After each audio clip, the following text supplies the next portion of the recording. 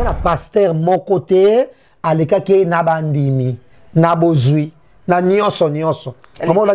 Elle était puissante avec l'idée et puis non seulement la Congo mais Afrique na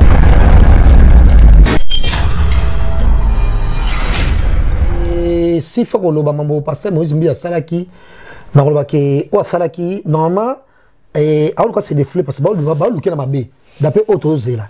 Il y a un pasteur Moïse Mbie, parce que Moïse Mbie, il faut obtenir sa voice. C'était pas l'endroit idéal. Il faut obtenir sa voice parce que on la bonté. On a finalement obtenir sa voice. Ma voice parce que Moïse Mbie. Moi je pense qu'il est bimaté. Il faut abîmer ça. Pour ça c'est bon c'est erreur. Il est bimaté. Parce que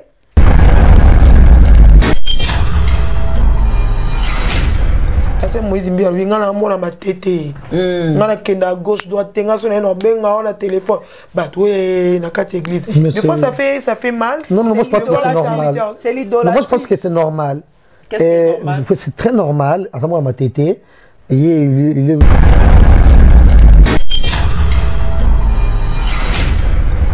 Pasteur Moïse Mbie, ce n'était pas l'endroit approprié pour venir régler ses comptes avec le pasteur Marcelo devant la chair. Non, en tout cas, ça ne se fait pas.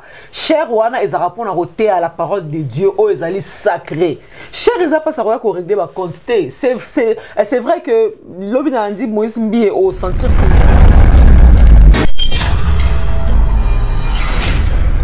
manif wana ya majabuti salamara batumi satu bakufi. Vous savez bango? Ba chanteur misat bakufi na majabu eloro nini et sali que bana ya batu misatu bakufi baliwa moko boye pe superflu baliwa moko boye toyebi pete Elenga Congo officiel Pamela Chekola double brassard et analyse cette émission au Tozalarana tout le temps, tout le jour, n'est-ce pas, pour quoi apporter quelque chose dans la communauté congolaise. Et moi je pense que Lélo, tu reçois l'analyse, tu reconnais droit au but parce que les alliés actualité, comme d'habitude dans le bara, que tu as pour nous retransmettre un message, n'est-ce pas, qu'on éduquer masse, surtout la communauté Nabiso, la communauté congolaise. Et ce soir dans cette émission, tu as solo là, c'est-à-dire que tu as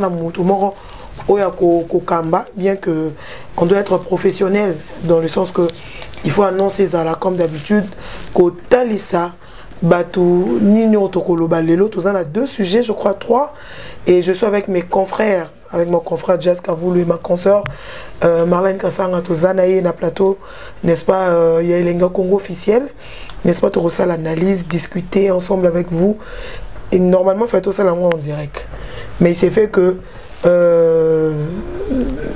ma caprice technique voilà n'est-ce pas tout enregistré et tout ça en différé voilà alors tout solo la lelo ma solo est allié important en même temps tu repères ça conseil comme d'habitude donc c'est une émission où il apportera quelque chose dans le bac on a 2 buts alors directement au côté nous allons présenter n'est-ce pas nos invités pas nos invités mes consoeurs parce que nous allons discuter ensemble avec eux bien que ils ont il faut tout solo là oh ils allaient pas important tout cas pour tenir sur regarder donc il faut tout solo là vraiment nous allons Jazz Papa Zahir Jazz Kavoulou Bobby Kalobara bien n'est-ce pas nous allons Marlène Kassanga Jazz Kavoulou bonsoir Pamela bonsoir à Marlène bonsoir à tout le monde dans l'émission bonsoir Lélo je pense que tout ça émission m'aura bien d'autant plus que tout ça Pewana te penza poto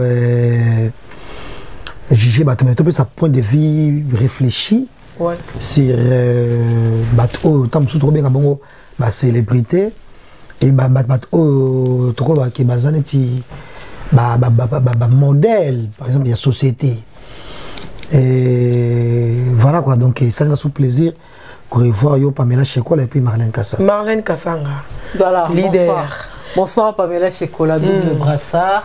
Bonsoir Jazz Kavoulou, Papa Zahir. Vraiment, Nazaran et Sengosué, Nazaran est dans le plateau parce qu'on a vu que j'ai affaire à des professionnels. Bateau, Baebi, vraiment, voilà, Baebi, qu'on maintenir sujet, Baebi, qu'on développer sujet, Baebi, qu'on conclure sujet. Nanenga professionnalisme. Encore un grand merci, Bateau, Bota, la mission à RTNC à ma chaîne YouTube. Ouais, ça dit RTNC continue à ma chaîne YouTube. Est-ce que comme RTNC à ma chaîne YouTube, bon, mais ça, ils allaient Elengia Congo officiel Tracy Mbelenga Pro, un grand merci à toi. Alors les Jazz Kavoulou à Lobby, c'est vrai que nous ne sommes pas là comme de juges pour nous condamner tout et tout, mais non, apporter quelque chose dans la communauté congolaise. Dans les titres émission et Lobby bien analyse, donc nous sommes là pour analyser. C'est pas parce que ton équipe a tout mis ensemble mais peut-être moi savoir na biso karo mukie auto zaranango pendant que ça peut habituer à micro et ensemble tout réfléchir sur des débats peut-être auto débattre les lots. L'église tout au long de cette émission. Voilà, c'est ça. Je pense que Marlène Kassang a introduit déjà ce sujet auto discuter, n'est-ce pas, ensemble avec nos fidèles internautes et téléspectateurs qui sont là, n'est-ce pas, branchés sur Elenga Congo. RTNC, il y a YouTube, n'est-ce pas, il y a ma chaîne YouTube. Jessica, vous côté regardez. C'est une façon de parler. Voilà. DRC News. Voilà. Voilà, l'autre discuter, nous allons parler. Église et Koufi, maman nous ont à Ecclésia. Moi je le dis parce que Naza chrétienne, toujours solo là, maman s'est passé à pasteur Mike, Azaki frère Mike, Azaki musicien chrétien, hein, les lois comme pasteur. Pasteur Moïse Mbi est musicien chrétien, pasteur. Pasteur Marcelo Bakoti namoni sous l'homme de pétage il est pas côté sous Makambango basi Moïse Mbi était donc c'est à dire que tu as le voice donc par rapport à l'émission alors nous allons discuter parler un peu couper ça va point de vue par rapport à Maramosa on s'est passé pourquoi ils ont en église l'église est Panzani et pasteur Mike. Hein, parce que Yéné Moutou, on dirait Azana actualité. Mamouzou Kakaye et Jessica Voulou. Par rapport à Mamouzou, les cas dans l'ensemble, tu peux dire quoi? Bon, déjà, généralement, pour les chrétiens, tout, parce que tout le monde a posé ça, soit-disant ma famille chrétienne, dans l'église, tout et tout. Dans l'église, en fait, des fois, on a un pasteur, et c'est vrai que tu as jugé, mais quand même, moi, différence, c'est un tout petit peu, net mission de journaliste, c'est bon, il y a un moment, il y a misa mususu, il y a place mususu, il faut remplir les critères, moi, son auto pakala, avant au sala, tam sur le camo, il peut son auto pakala. Peut-être tam sur YouTube, nous sur les canaux. Mais comme si on a la télévision par le passé, ce n'est pas n'importe qui qui a la télévision. On regarde la TVT, on a passé il y a frappeur. On regarde la TVT, on a passé il y a prostitution. On regarde la TVT, on a passé proxénète. Tout a passé donc tu faisais des trucs qui n'étaient pas bien dans la société. Donc, il faut un minimum, il y a la discipline, mais en tout cas, Mamozo de Canada église, c'est vraiment le mois Mawa. Gloire à Dieu qui est bassi, généralement naïf. Par contre, il y a ça qui est plein et ton d'akaboy naboy. Mais en tout cas, je te dis, Pamela, tu Marley, tu sois dans l'église. Bon, bah, tu vas dans l'église, tu vas dans l'église. Nous avons dit que nous avons dit que pasteur est l'autre côté. Non, de voir pasteur et l'autre côté. Nzambe, Azaya pasteur te. Pour nous avoir béni, nous avons un pasteur te. Nous avons dit que c'est bongo. Pour nous pas bon, nous avons bongo. Pasteur te. Mais nous avons par là. Donc, et puis, peut-être na limia. Mais tant que jeune garçon, et la Bible en même temps. Tout ce qui est lecture, nous avons mis c'est moi mouké. Donc, il y a un verset monté à la Bible, on a yokate. Donc, donc, on a l'église. Tu n'as qu'un reformaté, ce qui est vrai. Pourquoi? Tu n'as parce que, bon, on a boy, parce que déjà, on est dans un poto.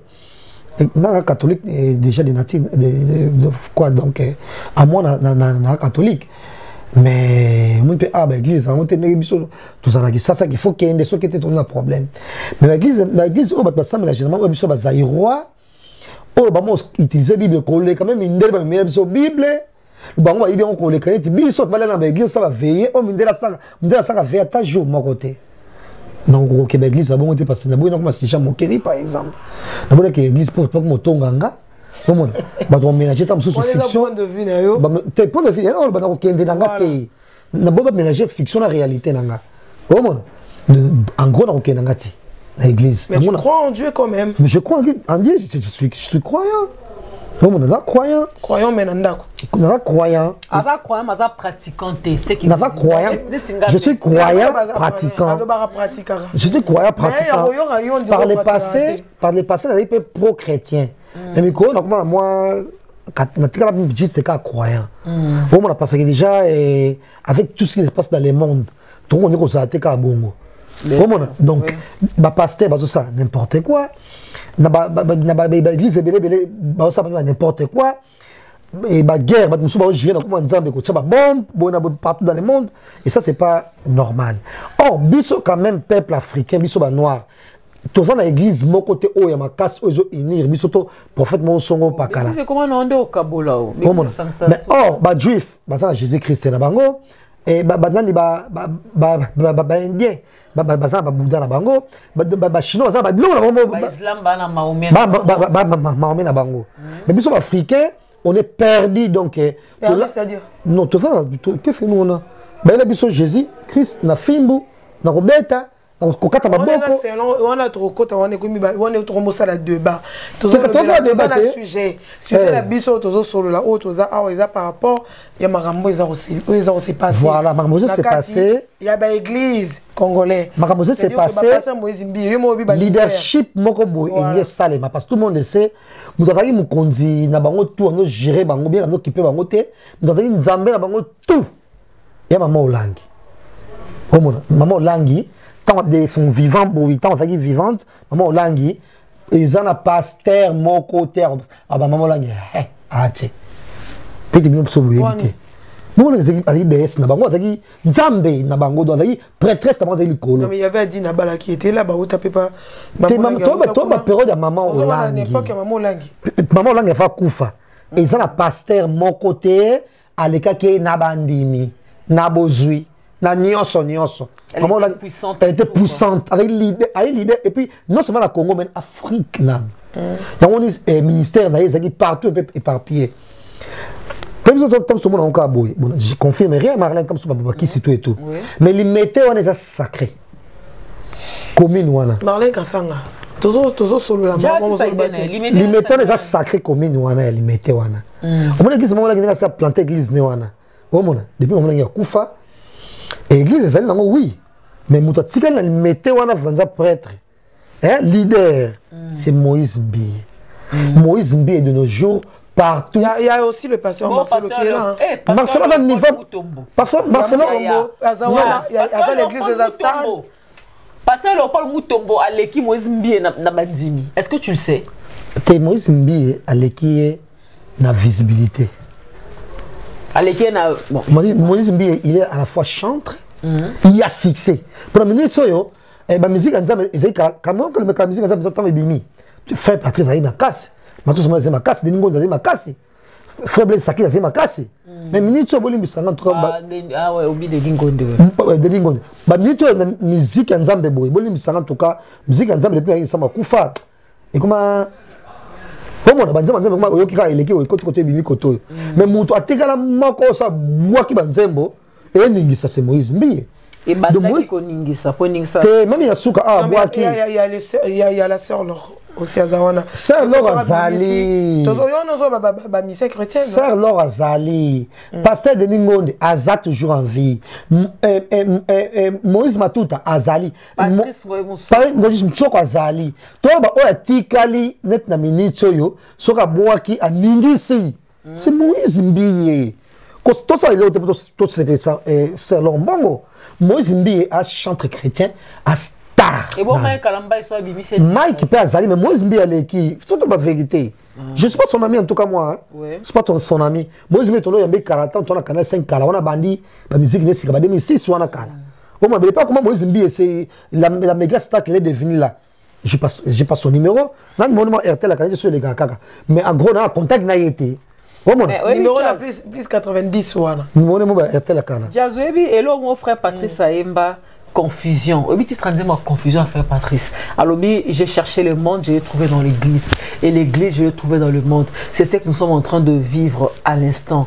Na mangomba na biso en tout cas c'est la honte et c'est vraiment ridicule. Mambo le romiko bima et komiko monana on parlait à Moïse Mbié aux arokumi Sajas Kavulu.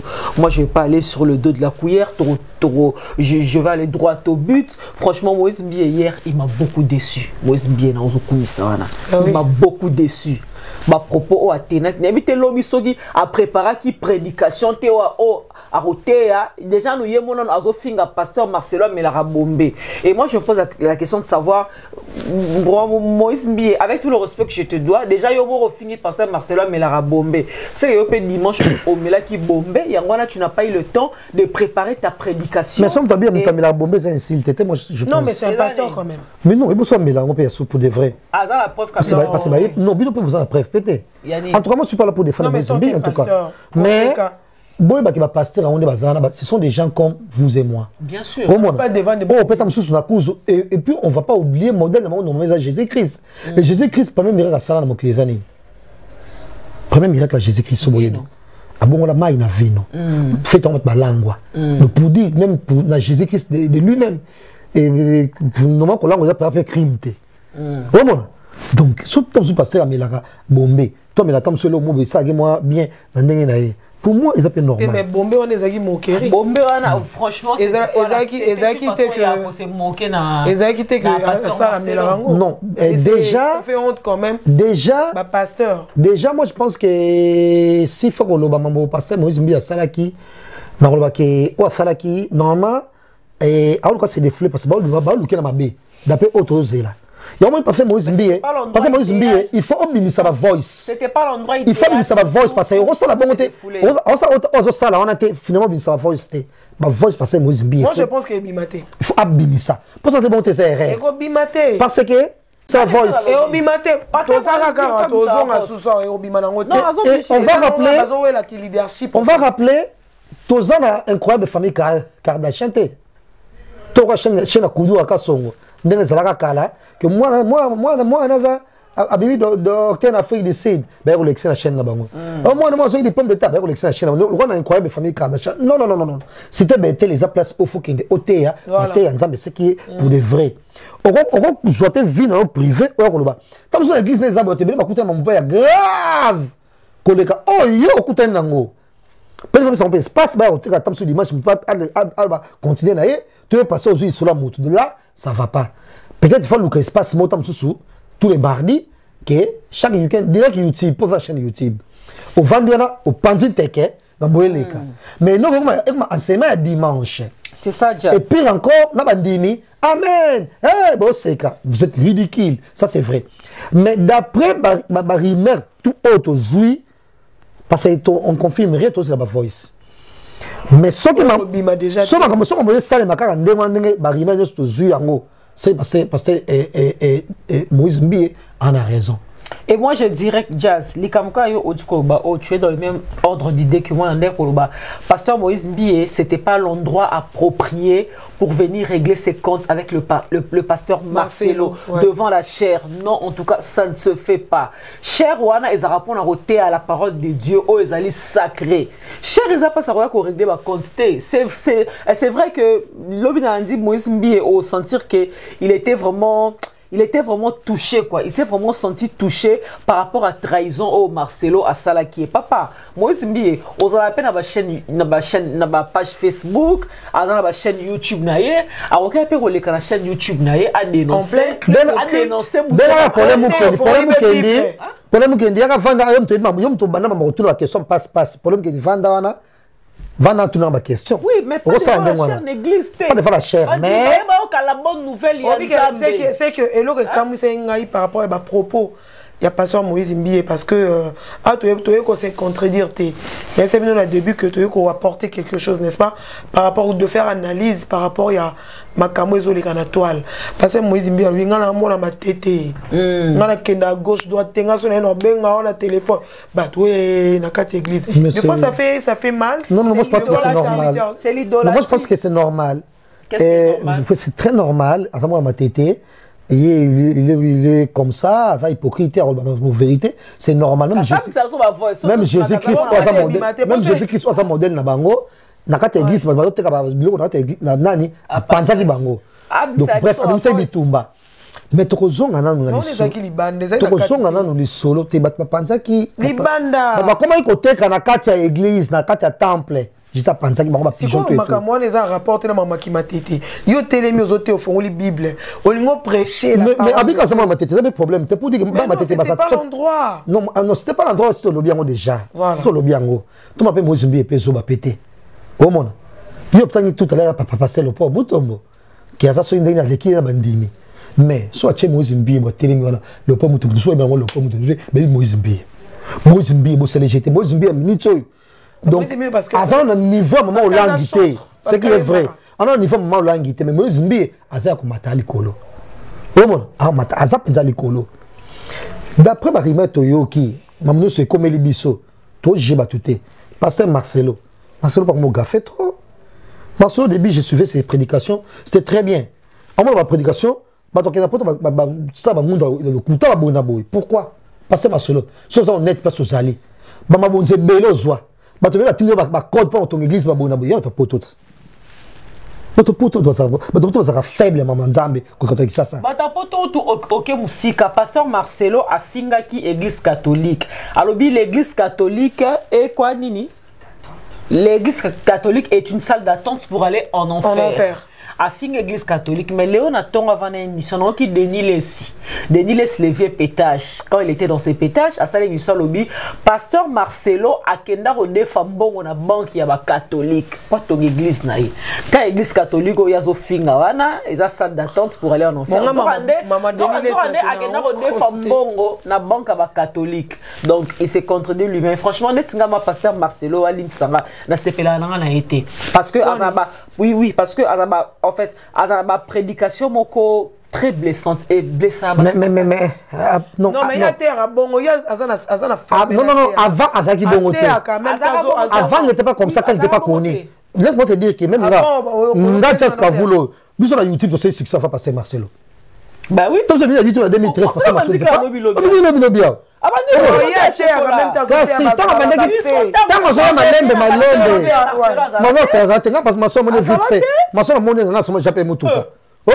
Marcelo, mais c'est vrai, il a sa famille. On n'est pas là pour tous méchants verriers, mais total a dossier à Moïse Mbi si et seulement si Isaïe solo. Et puis, d'abord, c'est le solo. Moïse Mbi, c'est quoi les problèmes? Moïse Mbi, d'après Marcelo Stoyoki, ils ont des pasteurs. La limité, la limité na bangoana. Pour limiter Nzamba, limiter sa maman Olangi. Maman Olangi a Koufa, n'a pas de comme un leader, donc na maman église, n'est zaboué. Pour limiter on des sièges maman Nzamba, l'église nous sommes cassés maman limité. Non, je dis maman Oloba. Marlène yo ça c'est il n'est pas limité. Limiter ça place où l'église nous sommes cassés et réveil zali. Guerre ça ma casse na katel limité wana. Kabundo ole ça. Avant limiter nani Moïse Mbi nani ministère amen il y a le pas ministère mais c'est ça et puis nani Marcelo si fait MC bah koufa pe non pété bazali juste à côté pasteur Atoms il est pas une limité voilà et puis tout rimé on m'a cassé ça il paraît qu'il a même pasteur Roland et Dalo Roland non ouais Philadelphie sauf Philadelphie oui il est à souminité. Pourquoi tu es soumis? Comme ça, tu as dit que ma moteur est comme une moussous. Ma moteur est fait façade qui est depuis Toko. Pour Moïse Mbi, Anna sportif. Mais Moïse Mbi est sauté donc c'est un tonton. C'est un bel homme. C'est un bel homme. Donc, à la forme, Marcelo, c'est un bel homme aussi. Et puis, Atom, si les papiers, c'est pas beau garçon, c'est un crack beau garçon. C'est-à-dire, Atom, ça m'a Ami ça là quoi. Tu vois? Il y a un moment passé, Roland Pellet, moi Sima, donc ça ba jeune on mususu on sortir na avec de la science nani atom ça tient na limité mais Jazz oyebi pamela chekola oyebi comme o Jazz auto ba sikona sur au bosali ko continuer ngo problème nini Moïse Mbiye a éco dénoncer Marcelo sans pour autant citer son nom biso est toujours courage à citer comme Marcelo mais Moïse Mbiye n'a pas eu ce courage là de citer le nom de Marcelo mais quand nenga expliquer les églises obi que non pasteur azolinga salanga mabe azolinga nuire nga église na eza entre église nanga na église à pasteur Léopold et tout le monde a dit que entre église il y a pasteur Moïse Bethel na église il y a pasteur Léopold église na katikati eza parcelle il y a pasteur Marcelo wa kutoro wa ngalangote pasteur Moïse Mbiye alobi boye pasteur Marcelo akende ko luka mama ya mwana ya Moïse Mbiye akiko proposer mbo amema keti na ndaku nae a proposer wana mama mwana oya bota kata zaka jeune garçon to ba lelo otoyoka ka ko ba na mwana awangana biso doyeka kelinga lelo yoko Moïse Mbiye awangana ka mwana ngo pamela lelo si li va ko loba ke pa mwana ngopete wa liboso eza mwana nde ya mibale o bota na poto na lion c'est pas moi na poto ba mibale ba mibale sur les papiers awangana bana ngo melelo c'est-à-dire que tozaki a dépassé ba vérité nezawa de bimeli biso tokota tout à l'heure il y a un pasteur Moïse Mbiye dévancé pasteur Marcelo akeko luka mama ya mwana Moïse Mbiye a proposé mbongo pour mwana mwasiona aleka na média na ba réseaux sociaux la télévision pour a créé scandale pour Moïse Mbiye a tenu ba propos en fait après ça va témoignage mo ya mabe pour na ko discréditer pasteur Moïse Mbiye et oyebika libala mwana kati ba libala mwana kati kufa kate ça di bolingo wana moi fla mwana bolingo ezala toujours moi muki abo votre père moi ça natalika papa mwana nga pourquoi na rosali mabe pourquoi moi sur na maligne qu'elle était elle a enregistré le pasteur Marcelo a enregistré a ken enregistrement na a que remettre en haut pasteur Moïse Mbiye. T'as la preuve, yango Marcelo m'a cherché pour na créé le scandale na Congo dans les réseaux sociaux. T'as la coûte bon nini montant proposé yango et tout. Mais pasteur Moïse Mbiye tant que non voilà osa moi na matete. Kenen nango droit tobi ya bibisa la biso ba. Moi na matete on voilà et puis toujours na ebandeli na ebandeli pe le soe zali ke dossier ma jabu ma contacta kinde Moïse. On a dossier liboso. Oui, en fait, la chaîne. Voilà. La chaîne parce que la chaîne va toi luka ko sala combo parce que Madjabou, je sais pas qui il est et puis gloire à dire Madjabou bon na meka une fois, na mona ça délire na ngate. Parce que na meka une fois na délire na ngate parce que au mona bizarrement au mona garçon au Cédric va publier qui wana na moi sinaye, ba c'est baby lingala te. Au mona. Net pas buna ko ngane ba baby qui ça te baby lingala te. Après, non, tu as joué sous baba sur l'ingala normalité. Oh, j'ai la sauté. Donc pour la bango déjà sur le baneti l'ingala, so que lui fait. Voilà. So on est anglais, anglais, on a évité les angata sans ces angata bonaboué, y a on des biens. Oh mon, déjà moi ça j'aime pas. Oh mon, on a comme ça vrai. Oh mon, so baneti, on me passe na lobby que y a moi ma tête. Bon, moi j'aime. Pas que net qui ba Deborah sur le cas wana na mobile ne wana il faisait comme si genre net ba lingala te net bango babaka anglais net bango lingala ko luka na munyo ko Deborah asaki vidéo mobile nanga ya sur mobile ne o ata ba lingala ngo ba lingala mo ba sa net ba yebi yango bien te o ba lingala très bien ba fan dans États-Unis o ba lingala très bien ba Deborah le ba lingala ba lingala très bien moi même si on lingala ba fan da wat baba tout normal ba tout ça va qui ba gluka fi Afrique c'est parce que les États-Unis mais c'est quoi ça la neti semble genre voilà. si mutoyo bilingala si quoi wana je sais pas azumo wapi to bola que je maîtrise pas en tout cas sous sa bozunae aela qui des projets Madjabou Moïse Mbiye parce que Moïse Mbiye to se valer la facilité Moïse Mbiye azamuto o ayebani na musique et puis la musique en tout cas ce qui Moïse Mbiye aza numéro 1 3 8 2 azate 3 azate 4 azate peut-être na 5e après ba tumso mokota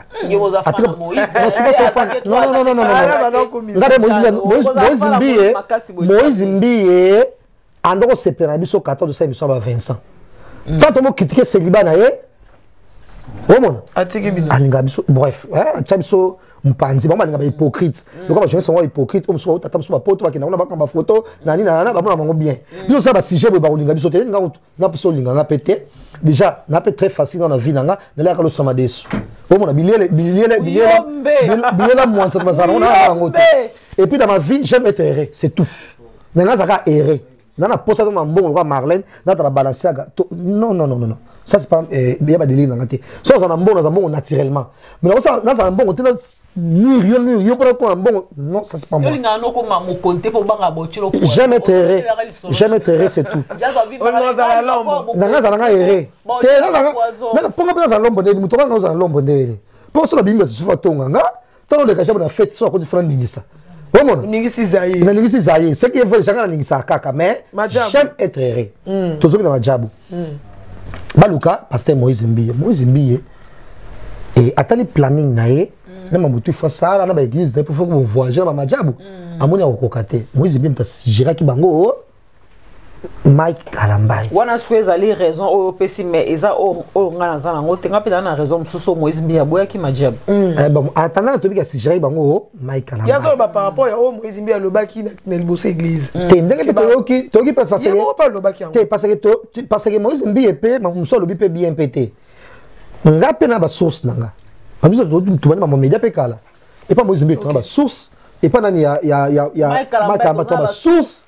on partout dans ma source na biso alors tant ba chena ni pas poto pe mon peut t'appeler chien ça il faut se le dire et surtout dans na kisasa to poto ba chien so bengo so na téléphone te comme ça kabelo il faut des comme problème potom so tourner émission potom so sala bona boy batu wana ba yebanité bato majabu wana soit couple majabu ba yebanité ba yeko approcher Moïse Mbiye so zane so quand j'ai ta photo à Instagram qui n'a un couple majabu par exemple Marlène majabu na soki Anissé majabu bato ngi bata majabu ngo banani ba yo follow bino ba sala bona bomona voilà mais ko kanisa te yo majabu ke okomi pire Moïse Mbiye non bo na deal mo fa bo sala yo ça soit milliardaire ou les am super 10 000 $, 20 000 PCA mais au sombi était en ba liberté na ye Moïse Mbiye ko yamba tam su téléphone na pasi ba occupation to bengi boazate bona boy nde soit disant ba lingeli boule que et pas likelo lendo photos nous capable ba tout le monde ça ni to cassé tout diminuer et ça y chaîne mobimba ya bato ba sangana ki c'est pas diminuer Moïse Mbiye selon ba source nanga parce que source za ba journaliste journaliste nyonso azakana ba source na ye o tozo bija otanga comme ba source na télévision té mais selon ba source nanga selon mes enquêtes on m'a laissé entendre que pasteur Moïse Mbiye ba proposa qui est likambo ya sexe na kati ya majabu c'est-à-dire ba proposa qui voilà c'est-à-dire moi si wana ya majabu wana nenge ba source nanga ba web sangai c'est-à-dire baza bato ba science occulte bazoya na komo ya nzambe mais baza batinda mi ya nzambe te couple wana majabu mais pasteur Moïse Mbiye mo pas lelo bo pesa Moïse Mbiye raison parce que tane majabu éclaté tane vérité panzani to comme un sujet na sima pasteur Moïse Mbiye moi si wana ya majabu a proposé qui a couché na ye moi ça majabu c'est une femme mariée a proposé à coucher na pasteur Moïse Mbiye a boy a coucher na pour gagner quoi pour le plaisir occultisme pasteur Moïse Mbiye a dit ça à l'église ouais le rôle pasteur Moïse Mbiye a boy qui coucher na moi si wana ya majabu nde couple majabu siko ba kene ko proposer Mike Kalambai en fait à conduire nini wana ya ma ezali na majabu ezali na majabu ezala kwa ti ba The Voice voilà Congo superstar donc photo en tout cas ndenge to yebeli depuis moi aussi le wa ki ngo ba posa ke ba coucher na eti si le ba a proposé ba coucher na ye avant ba banda oui donc eza que mobali na moi si ba yeba na bango ce que eza que ba cha yo diriger oyeno lo bano coucher na moi si parce que Moïse Mbiye aboya ki alinga ki ngote yango mona bano be na église n'allez pas là-bas ce sont des sorciers donc ezaki par rapport il y a que azu cop on appelle si pasteur Mike Kalambai a nimi na ye. Maintenant, la question que l'on se pose, le roi Mike Kalambai c'est que Mike Kalambai a dit au coucher dans moi ça. C'est quoi le problème des animaux à pasteur? Parce que Moïse Mbiye, n'abi que ba azana ba adorateur na yo eza bandimi. O que ba gomo na mabe na bangote. Yo za pasteur. Place wana eza lwanga. Na osala musala oyo na oke place wana na moni mabe moko bona zongeli jazz ba bengi on ese jazz autour ngate na oke place moko tel na soko kende te parce que ngata on a kendaki na monaki ba faille pourquoi si ne l'est pas son Mike Kalambai peut-être qui est bino éviter non mais il a pas dit ça Parce que moi, on a toile, on a devant la télévision. À lobby, c'est quand même compliqué, c'est louche. Devant de pasteur. Parfois, Moïse Mbi, parce que l'autre était déjà des jaloux. Parfois, Moïse Mbi, il a accouché na. Comme moi, ça m'a déjà il a accouché na yé. Mais tant que moi, quand même, il a accouché dans ce mois na bango. Donc, par exemple, pour ceux qui. Pour ceux qui c'est raté, on s'en est dans sauté. Faut ça la score, il a mon sous. Parce que Zawadi, il sont là Zawadi. Oh yo. Tozo kotagno so parce que ça chaîne. Tout ça mama majabu. Ça chaîne yo mon tono. Tout ça mama majabu. OK. Et après, parce que Madjab, on peut sponsor qui peut belé. Oui. C'est si Congo peut zapper muto malamu mingi gouvernement, bon on peut demander na gouvernement et passe moi visibilité bonabo. Il faut tant que ba projet mon sous total wa musique. Non pas mona ba page est belé et zarata muso na biso la kin ba page peut-être ba polémique ou biso trop païen. Trop bien en bongo. Oui. Ba page so ba païen. Ba tche publicité bongo. Mais Madjab wa ke kuna afuti pe mbongo. Fille moko fallait kangisa ka bimis pe boy ba fouté pe mo ça pe publicité et ma job fille moi journal il y a youtubeuse hein ba randonneuse voilà pour ne pas dire journaliste c'est une randonneuse fouté pe mbongo na ma job déjà comment je avec tous les journalistes qu'il y a qui ça autant soit ça l'émission normale on na ba site kapachi ba kazare makute zawana ba kazare mais ba zuba ma job wa luki kazare mate oh mon mais ba zui ma page polémique, bazui, randonneuse. Ma pèse ba ngombo kasa. Randonneuse. Et puis ça va publicité. Nzambe soit ma Nzambe. Oh mon. Donc c'est ça. Et puis mon vous avez déclenché wana. C'est ça publicité petit à petit, ba comme kozwa, o guitariste Moïse Mbi est fidèle. Bazui ba mi na machaba. Oh bona bo batali kitam sofa na ndako wapi. Oh, avant na kingabwana sima kuna il petit kama makingabwana yazo ndako na 24 heures parce que toka appartement za wana et puis to voyager to Madjab to kibona bo yoko to vanda ka est pasteur voyager na yo longa kuna yaka boy déjà église basomele mai kamba ndako na Mont Fleury na ma campagne déjà église to lingaka basomele kenda kwa Madjab basomele mai kamba lopango na ma campagne parce que ma campagne aba fa na bovan tant que Madjab e bandi mai kamba ya komi na ma campagne basomele ndako na ma campagne et une chose bozobo ça faut vraiment le préciser Pamela Chekola Jas Kavulu Papa Zahir tout au long il y a manif wana ya Madjab tie sala mara batumi satu bakufi bosoye bango ba chanteur mi satu bakufi na Madjab et l'oro nini et sali que bana ya batumi satu bakufi baliwa moko boye pe superflu baliwa moko boye toyebi pété mais 3 personnes bakufi bandara c'est mona Madjab wane bandati lelo et puis on dirait facilité ba mort réseau ya rara bon ami balé bakufi ouais c'était louche hein non 3 c'était 3 oui bakufi bana bato bakufi ka et puis eza na moi moko bazo bengi comme Christelle alobi bah non peut ça bango ba carnet moko c'est genre papier ba signé bah non comprendre alors et il paraît que tout pasteur Moïse Mbi tazo produire et mon nom et à lobby que yé a boyaki esprit simbate donc dans le vide à lingate donc banana non sona ba leka na kati wana ba o bazaki esprit moins faible parce que zaki quand même louche comme on a que y a liboso koufi y a mi balé et y a mi sato et ça quand même place au bazo mbapo na nzambe il fallait quand même les à la moi différent il y a que bato bazo koufara parce que ton pourquoi trop bongo déjà ce qui est vrai les ouais vous appelez naturel oui mais tout ça peut être ma force qu'il te peut aller bref année na Vodacom superstar nous c'est ça on toi koufata bien sûr oh Jacques dans la salle ou Marie sur salle mutu moko ta koufa ta koufata jamais bah j'ai belé ça mais ça va dans mutu bato koufa raté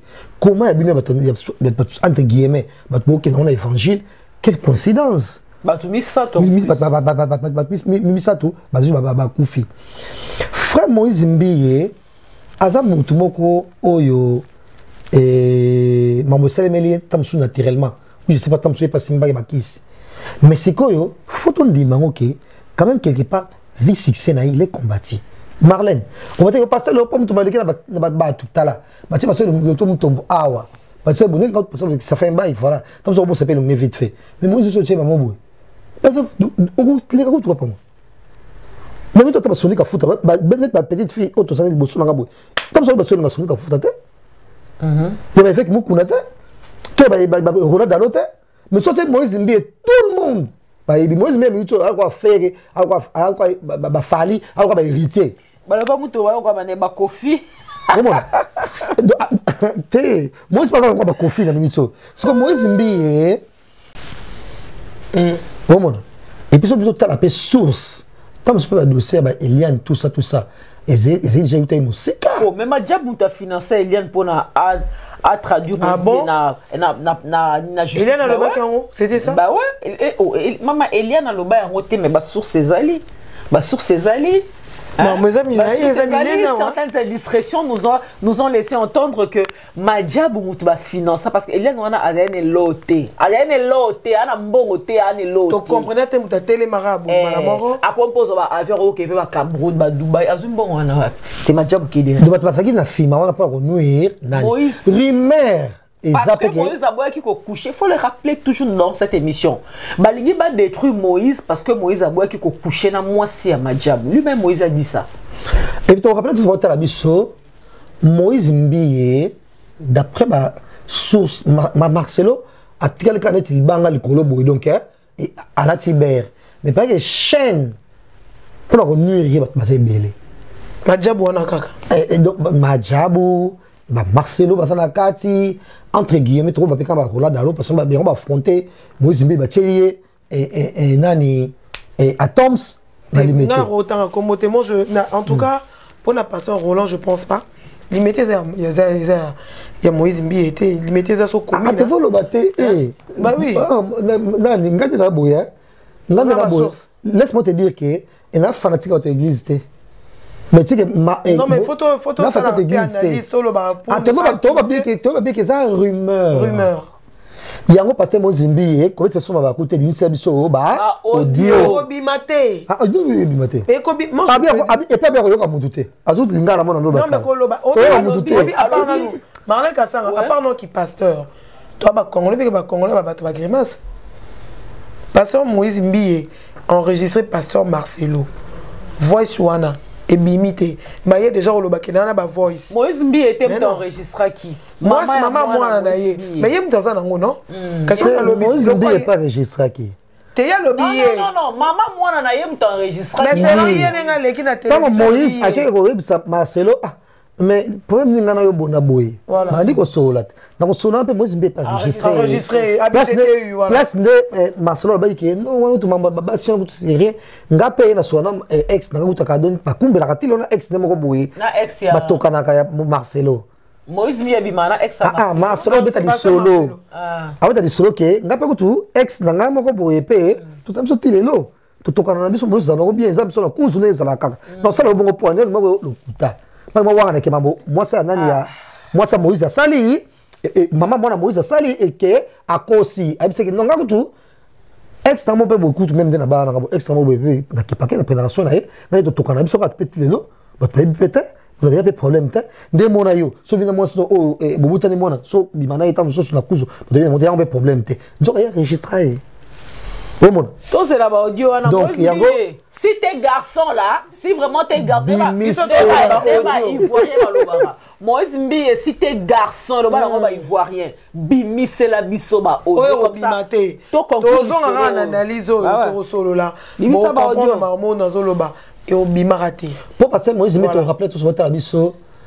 Moi je pense que c'est un gars à féliciter. C'est pas pour le flatter quand même parce qu'il n'a pas dans l'ingano foufouté dans la pondu dans la blonde sur le balai généralement. Et puis Marlène quand on a vu ça quoi moi je suis pas du genre qui bah sur Hollande bah tout non moi on a qui n'a pas mboulaté là ça va place normal qui pas mais là il m'a dit qu'il y a na fin na calme mais sur ma makasi ko na bongo te ba poison me bébé qui ça c'est comme bon vie avec qui ça tout le monde comme sika ce qui est vrai moi je me dis féliciter. Les loyaux, biso batuma tam su papa na tiki binda. So yo to tongono sunda côté, yo no tega wanda papa tika ki. Et puis so kana papa tika ipo ke fanda ka kuna. C'est comme ça se passe. Les biso bazaïwa. Pas papa tiki binda ipo comme 30 ndako ezakate. Tout le monde après fané pasteur nani et le prophète Sikaten tant qu'on fait moi dans l'église. Moi na ole tombe l'église, mais l'église et dans Moïse Mbi attends to koloba ne so koloba papa na ye azali malade moi qui incapable de ça maman face à lango attends parce que tout papa la bango Mutu moko to ami mona ki vima mi bimisa mutu boye ki asala o Moïse Mbi asali. Donc quelque part Asakini. Comme c'est qui relève. Il y a comme c'est qui comme parce que je sais pas. Bien qu'il y avait des pasteurs au Bakoua qu'on relève. Oui, mais va travailler mais Moïse Mbi a fait plus mieux que même son père. L'église wana. Oui, comme c'est qui la dimension musoso. Comme on a modifié. Ouais, mais il y a ce qu'on a bref, comme si un mot universel. C'est normal, bon, même famille. Mais mingi, l'église c'est ça les makas. Si on peut si moi, on regarde pour Asanini, à condamner l'église. Ah, parce que moi, je à Tali que ça, bon, même famille. À récupérer. Voilà, on arrive à la fin de cette émission, analyse. Tout comme le sujet n'a pas Souka, où ils allaient Zawadi. Enregistré, pasteur Mike Kalambai au Peso, enregistré, à filmer, voilà. Au Makambo est actuellement, est en actualité, parce que Mike Kalambai a quoi qui a qui crise, et qui avant tout le monde la vidéo, tu évites sur les équipes par rapport à Yango, mais sur le clip après, tu évites cause, il y a crise naïe, qui nini. Alors, toi qui zawadi auto le balilo, ça dit live. Jazz Kavoulou Marlène Kassanga a sali live à lobby pasteur Mike Kalambai abana coach ba Vaseline Asima à lobby m'a belé a sali live je crois à 2 heures du temps par rapport il y a makambo ça s'est passé pour ça bango Mike Kalambai Moïse Mbi je crois que ba côté ici pasteur Marcelo et heureusement pasteur Atom ça sera toujours épargné. Tu peux dire quoi Jazz? Non, bah, en fait, je n'avais le pensa Marlène parce que déjà je me demande pourquoi soi-disant femme mariée, Boussaki amour, ça remonte à quand? Boussaki amour, donc soit à Villa, ça remonte à quand? Pourquoi me l'oublions depuis là? Et pourquoi maintenant? Donc, et puis, Mike Kalamba a promis Takayo, Nini, ou a réalisé, ou s'est révolté. Parce que la vidéo, Yomoko, Nambetu, on s'est filmé, on s'est filmé, Bonaboué. Donc, Marlène Kassanga, Jazz Kavoulou a la maîtrise d'un côté. Oui, Pamela, je sais quoi. Tu sais, Bakolo Balobara, Mokonzi, Aliara Nyamalito, il mon côté. Wana Zawadi Mutalobi. Tous la version à Mike Kalambai. Et là, au moment où on a banda sur le soi-disant malaise au Mike Kalambai à Salaki. Vraiment, Mike Kalambai, je suis très désolé pour toi parce que tu es un grand pasteur, tu es un grand musicien. Il faut oser une équipe de communication. Tout le monde qui est président Fachi a la spéculation, Fachi a Koufi, Fachi va opérer directement. Tout le monde équipe de communication qui est communiqué contrairement aux rumeurs au Ebimaki. Mike Kalambai. Il y a président Fachi qui a Koufi, qui va opérer, qui va pas au thème, mais le lendemain, voilà, va opérer hernie discale et tout. Tout le monde qui équipe, il y a communication. C'est ça être organisé.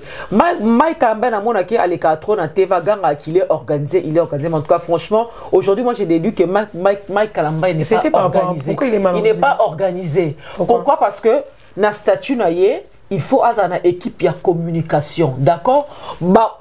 En fait, on ne peut pas nous laisser dans le suspense comme ça. On ne sait pas qu'est-ce qui se passe. Il y a d'aucuns qui disent que non, voilà, Mike Kambai a sorti des clips. Mais si on dit que non, voilà, Mike Kambai a sali malaise. Mais Mike Kambai, wap équipe na ya communication, bah les réseaux sociaux, parce que on a le droit d'être informé. Peut-être. Parce que mais ok, qu'est-ce que wana est communiqué et que sarana miso population et communiqué oui, que sarana miso bandimi. Donc Mike Kambai, aux substituts ba jouer na yo, ba na popi na yo, au sarana miso. Tout mon vidéo est circulé, bazo tu on a 4 ambulance. Équipe no ya communication, normalement des makambo. Si vraiment tu étais organisé, il faut, oui, il y a un que Mike Kalambai a ça très mal organisé. Parce que ce qui est organisé, c'est là en fait ma spéculation sur le babi sur tout le monde officiellement malaise il y a Mike Kalambai sinon ils a ça la clip clip malaise faki équipe na communication et les cas et tenir miso informé et mettre tout le monde d'accord pour lever toutes ces spéculations là. Donc Mike Kalambai d'abord a très mal organisé côté wana donc azamane équipe à communication, ça c'est les 1. De 2 Zawadi les Kamba dossier Zawadi. Zawadi c'est une femme mariée.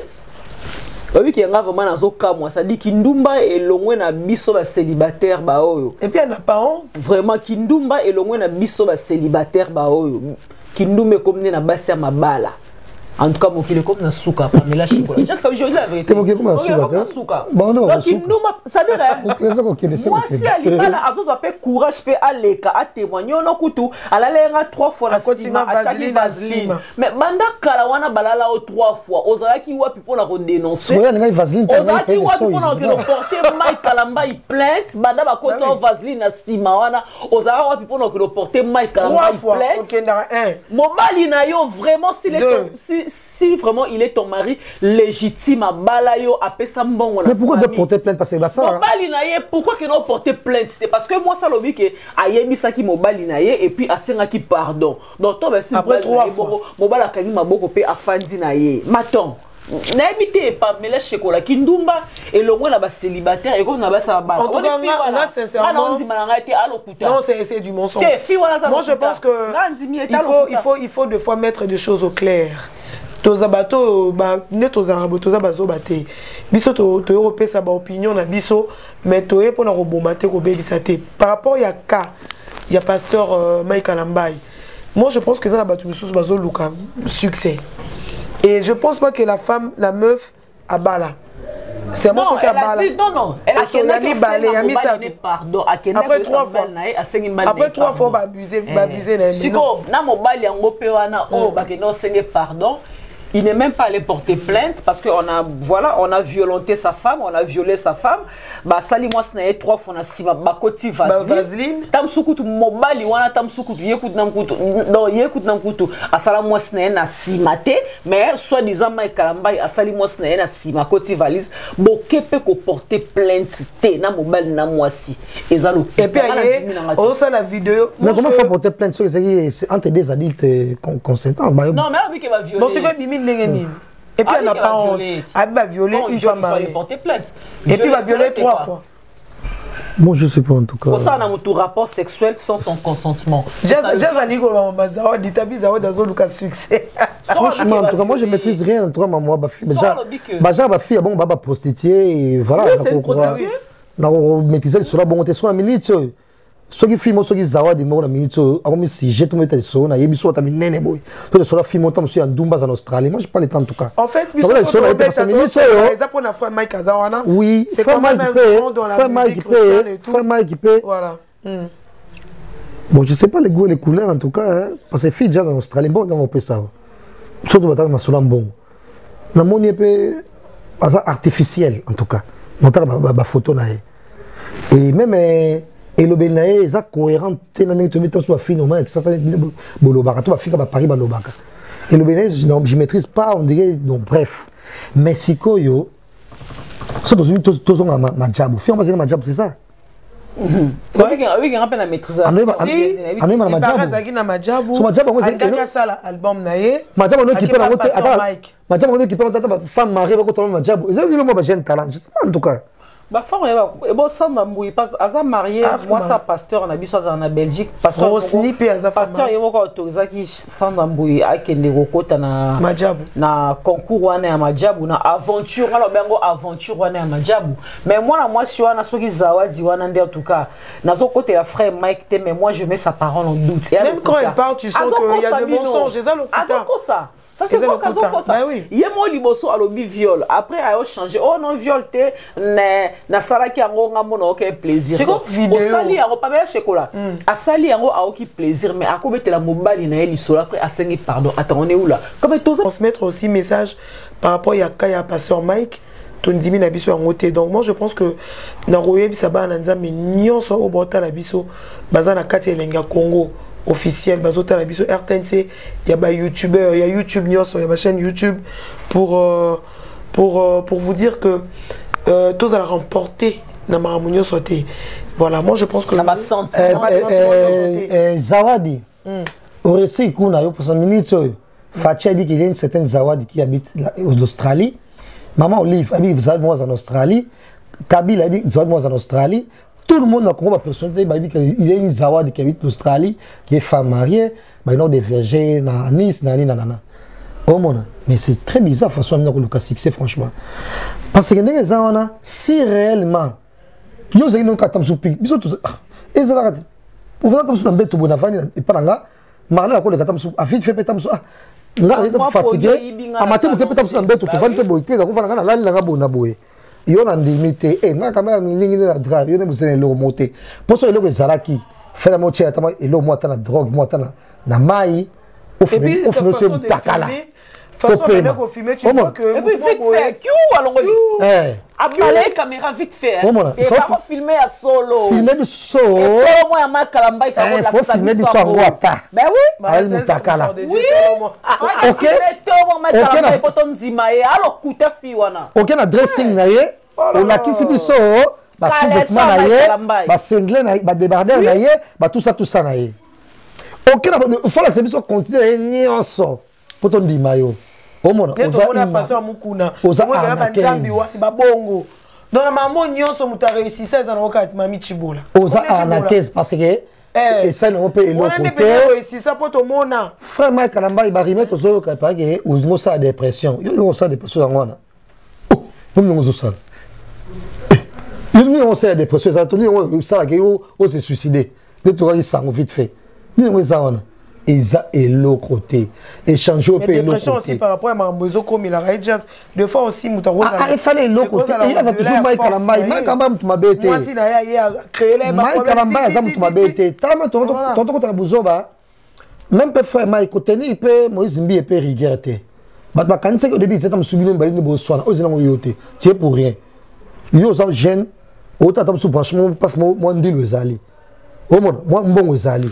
Ok, ndaki mo tam so ba kite ba vision de zalaki et bi ko nango tiens non o pe sou muluba na pe esprit fi mo so tanga a ko ça peut trop et pas na yo fo bamba ye pour que tonga yo te pour ma fi so sali ta ke panzo sangue tonga o mona wa on desala non mais ça non plaire parce que ça pasteur ça pasteur on me passer ça me trouve azam pasteur azam montu tam so la pe guna ye pasteur azam montu ko ngai le ko Nathan am to ba nyonso.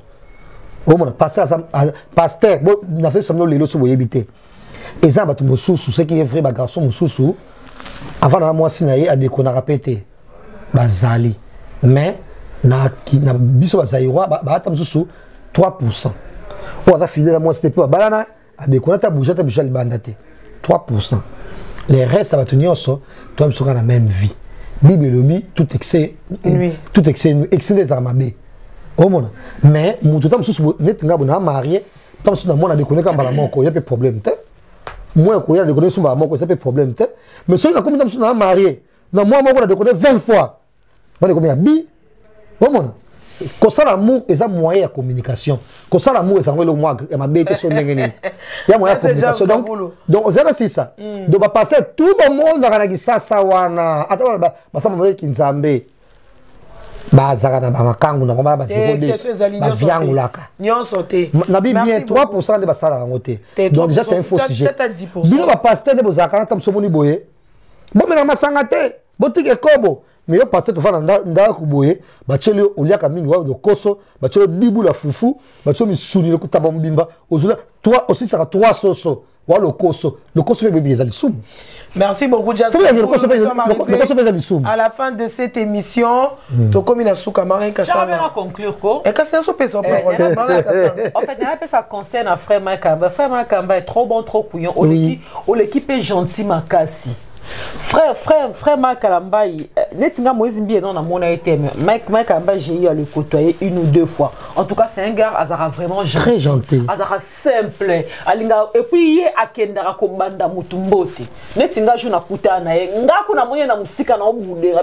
Taba Mike. Mais Mike ya pa na nga banda nga mbote. Na okana soni nga muko. Et ça nga soni. Ça dit aza mutumo de nature en fait à approcher kabatu facilement. Aza gentil.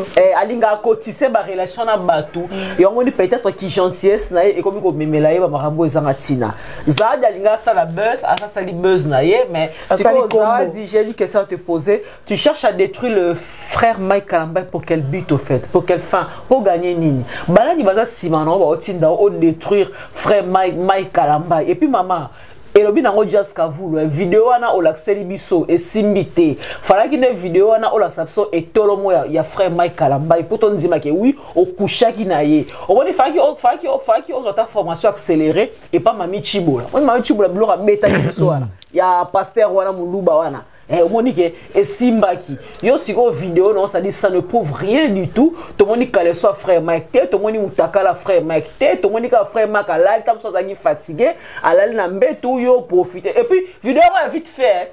À balayer kabou. Tu akati. Ah Zawadi. Et puis yo na bilamba. Yo na bilamba. Et puis yo na bilamba. Frère Mike Azipi qui couette sur la bilamba parce que bon ça qui ndeni. En tout cas conseil. Et puis à 8 ans, 2 heures du temps. Merci mingi na tout lundi biso na pesi merci mingi na RTNC ya ba chaîne YouTube Elengia Congo TV. En tout cas merci beaucoup Tracy Mbelenga à toi. Quand des chaînes à l'os wana t'es convoqué tu sais Congo. Tracy Mbelenga. Merci beaucoup à toi d'avoir accepté de relayer cette émission. Un grand merci à tout lundi biso na opesa mbote na juste na 2 ou 3 personnes pour Paul Mola à Londres. Merci beaucoup tout Lubo à mon ami, mon privé, mon perso. Osez mono, Olingara Dieu, Angana Just Kavulu. Osez mono. Est-ce que je vais la boire qui est au fort? Merci beaucoup, Marine Kassan. Nous sommes bons. Opacité. Je vais saluer à Bambote. Ouais, d'après si Osez mono Bambote, il passe à Zali. Osez ça fait un bail au Komelanga, Bambote Bakassi. Bisous également à mon ami Alain Bill Lisa na Amiens. Et bienvenue à Paris à mon ami, mon meilleur ami, très homme dans les valables. Et la personne qui sur Batali Bisso, Lelo, n'a pas besoin de péter Ange. Et Bambo t'es venu parce que dans l'émission sur Lelo. Et puis, tout au Balingara Pamela Chekola, moi c'est qui toko, Marlène Kasanga, c'est qui toko, Yobana, Boana, c'est émission qui toko. C'est un plaisir. Et merci beaucoup, nous sommes arrivés à la fin de cette émission. Je pense que Boyoki message au si tout au long de cette émission analyse. Moi je vous dis restez branchés les Elengia Congo officiel RTNC, il y a ma chaîne YouTube. Merci beaucoup. Pardon, Limbisanga vraiment na sengyo pardon, yom to conclure émission. Na 5 ans na batu ba s'abonner na page Facebook na Marlène Kassanga journaliste. OK. Merci Pamela. Merci, nous sommes arrivés à la fin, on se retrouve prochainement. Merci à Glody Diasuka. Glody Diasuka. La mignonne. Voilà, merci beaucoup donc, à tous les réalisateurs de cette émission, Nathan. Merci à Teddy Dizamatch. Merci à la stagiaire qui est là. La stagiaire. La caméra roumaine. La caméra roumaine. Merci beaucoup d'être là. Merci pour ton assistance. Merci à Patrick Massidi. Merci à le concepteur, les cahiers de charge de cette émission. On se retrouve prochainement dans cette émission analyse. Toroya, tout changer forme, tout forme belé. Voilà, merci beaucoup à tout le monde. On se retrouve prochainement. Bye bye.